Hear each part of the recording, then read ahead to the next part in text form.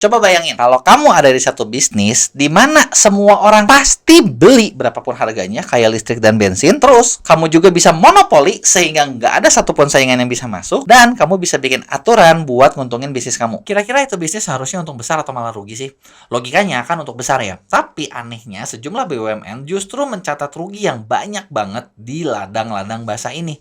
Mulai dari Pertamina, PLN, Garuda, sampai PT KAI. Nah, apa sih yang bikin mereka ini rugi?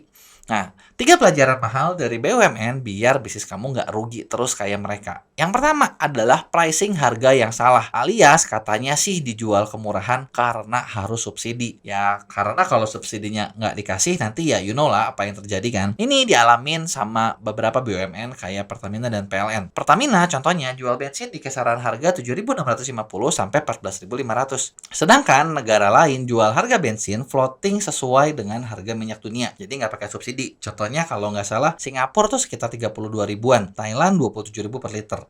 Apa baiknya Pertamina ikutin aja ya? Toh sebetulnya kalau kita pikir-pikir nih, subsidi bensin itu kan banyak dinikmatinya sama kendaraan pribadi. Yang logikanya kalau orang bisa beli kendaraan pribadi, ya punya duit dong. Apalagi yang makan bensin banyak, bukan motor loh, tapi mobil dengan cc besar yang harganya juga mahal. Terus banyak juga kan yang mobil kayak begituan pakainya masih Pertalite yang disubsidi. Dan kita juga suka lihat mobil-mobil bagus kalau ada premium suka ngantri juga kan. Nah, terus tapi banyak orang kan bilang kalau misalnya subsidi bensin dicabut nanti harga barang melonjak tinggi, jadinya rakyat malah nggak bisa beli. Nah, tapi kalau sekilas dipikir-pikir lagi, sebetulnya harga bensin itu mungkin nggak ngaruh sama harga barang, tapi harga solar yang bakal lebih naik. Jadi solar nggak boleh naik, karena kalau kamu perhatiin, hampir semua angkutan mayoritas itu pakainya solar, bukan bensin. Jadi logikanya kalau solar nggak naik, harusnya harga barang juga nggak naik. Tapi ini juga bisa jadi dilema sih. Kalau harga solar itu nggak naik, mungkin nggak nanti malah semua orang jadi ganti ke solar. Orang punya duit kan tinggal jual aja mobilnya terus beli mobil solar. Jadi bingung ya. Puyeng memang, tapi intinya adalah kalau jualan harganya harus untung. Jangan rugi. Kalau rugi bisnis kamu nggak akan jalan. Nah, lanjut ya. Poin kedua, jadi masalah juga dari banyak BUMN ini adalah katanya gara-gara pandemi COVID-19 yang ngebunuh banyak bisnis BUMN. Mulai dari PT KAI dan Garuda yang penumpangnya turun drastis. Sampai tol Waskita juga ikutan sepi karena orang bolak-balik lewat tol kan jadi sedikit ya. Nah, kalau sebelum pandemi untung, terus ketika pandemi rugi, ya masuk akal lah kalau ada alasan pandemi. Tapi kalau diperhatiin, banyak juga loh BUMN yang udah sakit sebelum pandemi. Artinya, masalahnya bukan di pandemi. Yaitu mungkin salah satunya adalah rencana bisnis yang balik modalnya kelamaan. Ingat nggak? Dulu pernah ada berita. Dimana kalau dihitung, salah satu proyek kereta api cepat Bandung-Jakarta itu baru bakal balik modal 139